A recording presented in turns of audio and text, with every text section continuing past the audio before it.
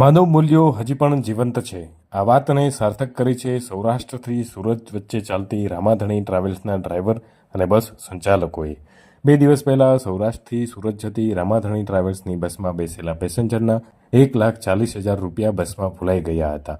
પૈસા ભરેલી આ બેગ બસના ડ્રાઈવરના હાથે લાગતા તેમણે અન્ય કોઈ વિચાર કરવાને બદલે બેગના મૂળ માલિક સુધી પહોંચાડવાના પ્રયત્નો કર્યા. તાત્કાલિક તેમણે બસના સંચાલક સાથે વાત કરી અને આ બેગ ભૂલી જનાર વ્યક્તિની શોધખોળ હાથ ધરી. અંતે તે વ્યક્તિનો સંપર્ક થતાં બસના સંચાલકોએ ડ્રાઈવરને સાથે રાખી અને પૈસા ભરેલી બેગ મૂળ માલિકને પરત કરી. એક વાત એમનેમ જ નથી કહેવાતી કે કાઠિયાવાડમાં કોઈક દિન ભૂલો પડ ભગવાન. આ જ વાત અને મૂલ્યો છે કે જે કાઠિયાવાડના લોકોના જીવનને લોકસેવા માટે જીવંત રાખે છે.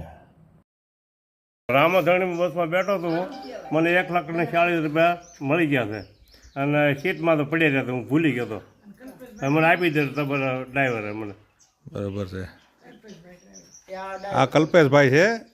રામાધણી ટ્રાવેલ્સમાં દાદા ભૂલી ગયા હતા પૈસા, એટલે આવીને હોટલે આપ્યા. ભાઈ કલ્પેશભાઈ એને કીધું કે ભાઈ આ પૈસા ભાઈ દાદા ભૂલી ગયા છે ને આવીને લઈ જાય. હવે આ દાદાને પૈસા પાછા એમ કેમ મળી ગયા છે.